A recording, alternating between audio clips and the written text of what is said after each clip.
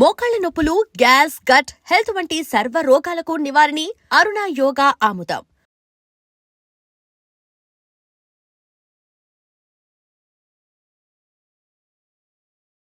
నమస్కారం, నా పేరు జ్యోతిర్మయ్. ఈరోజు మనం డిస్కస్ చేసుకోబోయే టాపిక్ ఏంటి అంటే డయాబెటీస్.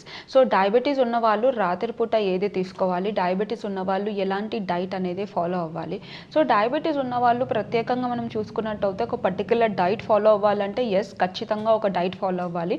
ఎందుకంటే డయాబెటీస్ ఉన్నా లేకపోయినా కానీ మీ డైట్లో హెల్దీ న్యూట్రియంట్స్, ఫైబర్ కంటెంట్ ఎక్కువగా ఉందనుకోండి, మీకు డయాబెటీస్ ఈజీగా కంట్రోల్ అవుతుంది. అండ్ ఒకవేళ మీ జెనెటిక్స్లో అంటే మీ ఫాదర్కి కానీ మదర్కి కానీ డయాబెటీస్ ఉందనుకోండి, అది రాకుండా కూడా మనం చూసుకోగలుగుతాం అనమాట. సో డయాబెటీస్ ఉన్నప్పుడు బేసికలీ మనం చెక్ చేసుకోవాల్సింది ఏంటి అంటే జిఐ ఫుడ్స్ అనమాట. మనం లో జిఐ పైన కాన్సన్ట్రేట్ చేయాలని. సో జిఐ అంటే ఏంటి? సో జిఐలో మనకి లో గ్లైసమిక్ ఇండెక్స్ అంటామన్నమాట. సో గ్లైసమిక్ ఇండెక్స్ ఎప్పుడే కానీ 55 కన్నా తక్కువ ఉండే ఆహారాలు మన డైట్లో ఉపయోగించుకోవాలి. ఈ లో జిఐ ఎలాంటి ఫుడ్స్ వస్తాయి అంటే లో జిఐ ఫుడ్స్లో ఏమేమి ఫుడ్స్ అనేవి వస్తాయో ఫస్ట్ మనం తెలుసుకుందాం. సో 55 కన్నా తక్కువగా వచ్చే లో జిఐ ఫుడ్స్ మనం ఇప్పుడు చూసుకున్నట్టయితే ఒకటి బ్రౌన్ రైస్ అనేవి తక్కువ జిఐ ఉంటుంది. అండ్ దాంతోపాటు మనకి మిల్లెట్స్లో కొర్రలు కానీ, సామెలు కానీ, ఆరికెలు కానీ, ఊదలు కానీ ఇలాంటివన్నీ మనకి లో జిఐ ఫుడ్స్ కిందకి వస్తాయి. అండ్ అదే కాకుండా జొన్నలు, రాగులు, సద్దలు ఇలాంటి అన్నీ అంటాం కదా, ఇవి కూడా చాలా లో జిఐ ఫుడ్స్ కిందకి వస్తాయి. అండ్ ఇంకా మనం అడ్వాన్స్ కండిషన్స్లో ఇంకా చూసుకున్నట్టయితే లైక్ ఇంకా ఎగ్జాటిక్ వేస్లో మనం చూసుకున్నట్టయితే కిన్వా కానివ్వచ్చు, లేకపోతే మనకి ఓట్స్ కానివ్వచ్చు, అండ్ ఈవెన్ మనకి వీట్ దలియా అంటాం కదా, అది కూడా మనకి లో జిఐ ఫుడ్స్ కిందకి వస్తుందన్నమాట. సో లో జిఐ ఫుడ్స్ ఎందుకు వస్తుంది, లో జిఐ ఫుడ్స్ మనం ఎందుకు తీసుకోవాలి?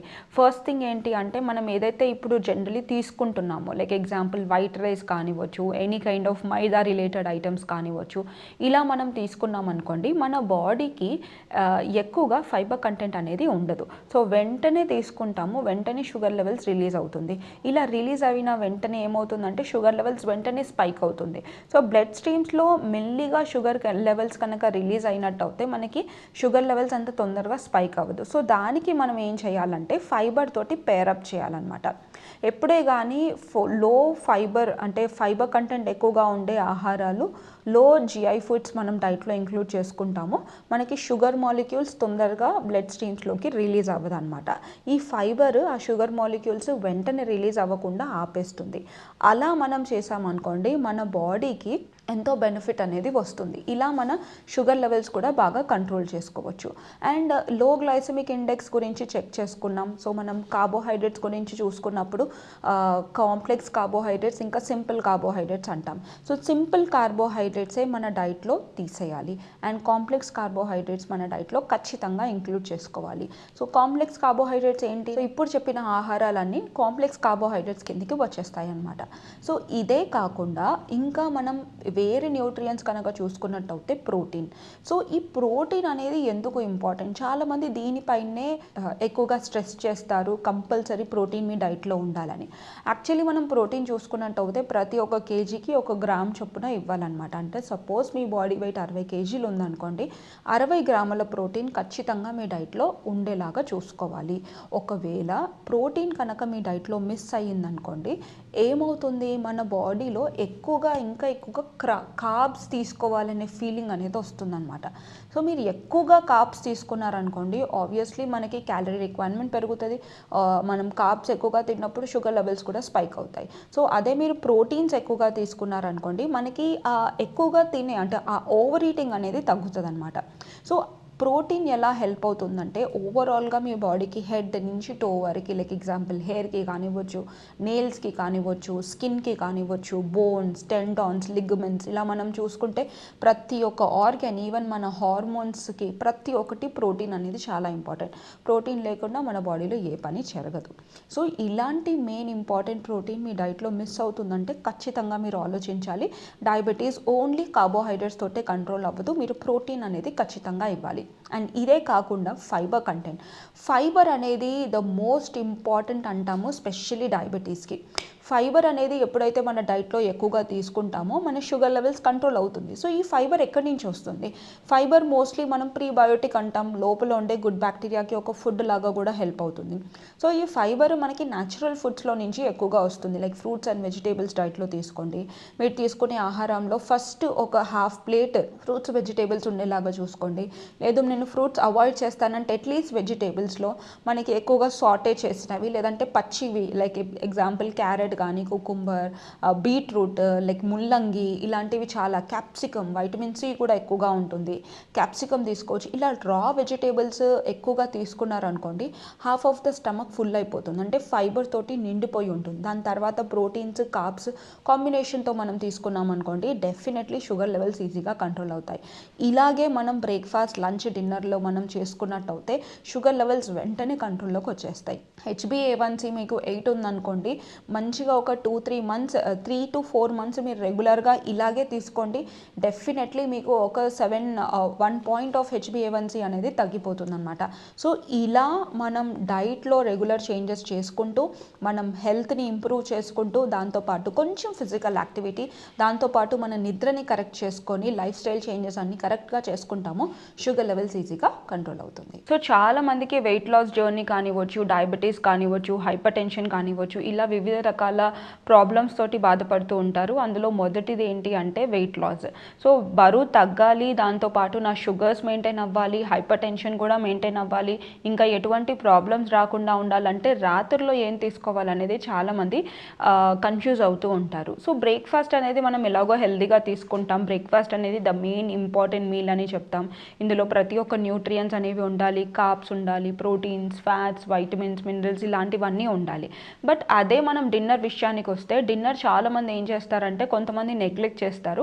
ఒక్కొక్కసారి మనం చూసుకుంటే డిన్నర్ నెగ్లెక్ట్ చేయడం is okay, but on the go చాలామంది కంప్లైంట్ చేసేది ఏంటంటే మనం రాత్రి తినకపోతే నాకు నిద్ర పట్టదు అని కూడా చెప్తూ ఉంటారు. సో అందుకని మీ డిన్నర్ అనేది చేసుకోవాలి. కాకపోతే ది డిన్నర్ టైమింగ్ అనేది చాలా ఇంపార్టెంట్ అనమాట. ఏ టైంలో తీసుకుంటున్నారు అనేది చాలా ఇంపార్టెంట్. సో ఈ డిన్నర్ టైంలో మనం జనరలీ చూసుకున్నట్టయితే 6-7 లోపు మనం తీసేసుకోవాలన్నమాట. ఎందుకు 6 and 7 లోపు చాలామంది సజెస్ట్ చేస్తారు? మోస్ట్ ఆఫ్ ద డాక్టర్స్ ఇంకా న్యూట్రిషనిస్ట్ 6 to 7 లోపల వాళ్ళ డిన్నర్ కంప్లీట్ చేసుకోవాలని ఎందుకు చెప్తారు? And most of the celebrities కూడా 6 to 7 లోపే వాళ్ళ డిన్నర్ని కంప్లీట్ చేస్తారు. ఎందుకంటే 6 to 7 లోపు మీ డిన్నర్ని కంప్లీట్ చేశారనుకోండి, మీకు చాలా హెల్త్ బెనిఫిట్స్ అనేవి వస్తాయి. ఒకటి, మీ షుగర్ లెవెల్స్ అనేవి మెయింటైన్ అవుతాయి. అంటే ఎప్పుడైతే మీ బాడీలో ఒక పర్టికులర్ టైంకి మీరు ఫుడ్ని ఇవ్వడం ఆపేస్తారో మీ మెటబాలిజం అనేది డౌన్ అయిపోతుంది. అంటే రాత్రి టైంలో మన మెటబాలిజం ఎప్పుడు తగ్గిపోయి ఉంటుంది. అంటే మనం బాడీ అనేది రెస్ట్కి ఎక్కువగా వెళ్ళిపోతుంది. అంటే బాడీ అనేది it will prepare for the rest అనమాట. బాడీలో ఉండే ఆర్గన్స్ అన్నీ మెల్లిమెల్లిగా ఇట్ విల్ స్టాప్. అంటే మార్నింగ్ ఎంత మెటబాలిక్గా యాక్టివ్గా ఉంటుందో ఈవినింగ్ అంతా స్లో అయిపోతుంది అనమాట. అలాంటి టైంలో మీరు హెవీగా మీల్స్ ఇచ్చారనుకోండి, బాడీ మళ్ళీ మెటబాలిజం అనేది ఇంకా ఇంక్రీజ్ అయ్యే అవకాశం ఉంటుంది. అంటే ఆ డైజెషన్ ప్రాసెస్ ఇవన్నీ ఆన్లో ఉంటాయన్నమాట. అలా ఆన్లో ఉన్నప్పుడు ఏమవుతుందంటే మనకి వెయిట్ లాస్ జర్నీ కానివ్వచ్చు, మన బాడీలో అంత హెల్దీగా మనకి బెనిఫిట్స్ అనేవి రావన్నమాట. సో అందుకని మీరు ఎంత అర్లీగా మనం ఫుడ్ అనేది ఇస్తామో అంత బాడీకి బెనిఫిట్ ఉంటుంది. అండ్ ఇదే కాకుండా చాలామంది కంప్లైంట్ చేసేది ఏంటంటే నిద్ర పట్టదు, అసిడిటీ, గ్యాసెస్ లాంటి సమస్యలు వస్తాయని. సో మీరు అర్లీగా డిన్నర్ చేశారనుకోండి, మీకు అసిడిటీ, గ్యాసెస్, బ్లోటింగ్ ఇలాంటి సమస్యలు, ఈవెన్ కాన్స్టిపేషన్ లాంటి సమస్యలు అనేవి రావు. దాని తర్వాత మీరు ఈజీగా బరువు తగ్గడానికి కూడా హెల్ప్ అవుతుంది. అండ్ మీకు 6-7 తర్వాత ఒక్క గ్రెయిన్ కూడా మీ డైట్లో ఇంక్లూడ్ చేసుకోకపోతేనే చాలా బెటర్ అనమాట. కావాలంటే మీరు పోస్ట్ డిన్నర్ అంటే 6-7 తర్వాత మీరు ఏం చేయొచ్చు అంటే 6-7 తర్వాత ఇంకా ఆకలిగా ఉంది అంటే మీరు ఒక కప్పు పాలలో కొంచెం పసుపు ఇంకా కొంచెం పెప్పర్ పౌడర్ యాడ్ చేసుకొని తీసుకుంటే సరిపోతుంది. దానికన్నా ఎక్కువ న్యూట్రియంట్స్ మనకు రాత్రి అవసరం లేదనమాట. సో ఇలా పాలల్లో మనకి ట్రిప్టోఫాన్ అనే అమినో యాసిడ్ ఉంటుంది. దీంతో పాటు మనం పసుపు యాడ్ చేస్తాం. ఇన్ఫ్లమేటరీ ప్రాపర్టీస్ లాగా, యాంటీ ఇన్ఫ్లమేటరీ ప్రాపర్టీ లాగా హెల్ప్ అవుతుంది. కర్క్యూమిన్ ఉంటుంది దాంట్లో. అండ్ దీంతో పాటు మనం పెప్పర్ పౌడర్ యాడ్ చేస్తాం. యాక్టివ్ ఇంగ్రీడియంట్ పైపరిన్ ఉంటుంది. ఇది కూడా మనకి ఈ కర్క్యూమిన్ అబ్జార్ప్షన్ అనేది ఎక్కువగా పెరుగుతుంది. సో ఇలా ఇలా మన డైట్లో రాత్రి పూట చాలా తక్కువగా ఫుడ్ ఇవ్వాలి. అండ్ తక్కువ ఫుడ్లో ఏమి ఇవ్వాలి అంటే ఫస్ట్ థింగ్ వచ్చేసి మనకి ఎక్కువగా ప్రోటీన్స్ ఇవ్వాలండి. బికాజ్ మన బాడీకి మార్నింగ్ అంతా మన బాడీ అంతా యాక్టివ్గా ఉంటుంది, ఈవినింగ్ టైంలో రిపేర్ మోడ్లోకి ఉంటుంది. కాబట్టి మన బాడీలో రిపేర్ మెకానిజం బాగా ఉండాలి అంటే బాడీలో వేర్ అండ్ టియర్ అనేది అవుతుంది, దాన్ని రిపేర్ బాగా చెయ్యాలి అంటే మన బాడీకి ప్రోటీన్ అనేది కావాలి. సో ప్రోటీన్ అనేది ఖచ్చితంగా మన డైట్లో ఇచ్చేలాగా చూడాలి. సో అలా అని నేను నాన్ వెజ్ తింటే నాకు డైజెషన్ అవుతుందా ఇలాంటివన్నీ మనం మైండ్లో ఉంటాయి. ఎస్, యూ కెన్ హ్యావ్ అంటే లీన్ ప్రోటీన్నే మీ డైట్లో తీసుకోండి. అందులో మనకి eggs you can easily have, లేదంటే మీరు చికెన్ సూప్ని తీసుకోవచ్చు, కావాలంటే బోన్ బ్రాత్ సూప్ని తీసుకోవచ్చు. వెజిటేరియన్స్ అయితే ఎక్కువగా సాయ్ చంక్స్ కానివ్వచ్చు, లేకపోతే మంచి థిక్ దాల్ సూప్, స్ప్రౌట్స్ ఇలాంటివి ఎక్కువగా ప్రోటీన్ రిచ్ ఐటమ్ ఉండేలాగా చూసుకోండి. లేదు కొంతమందికి ఖచ్చితంగా కార్బ్స్ ఉండాలి అంటే very little portion of carbs అనేది ఉండేలాగా చూసుకోండి. అండ్ చాలామందికి కన్ఫ్యూషన్ కూడా ఉంటుంది, రాత్రిపూట చపాతీ తీసుకోవాలా లేదంటే రైస్ తీసుకోవాలా అని.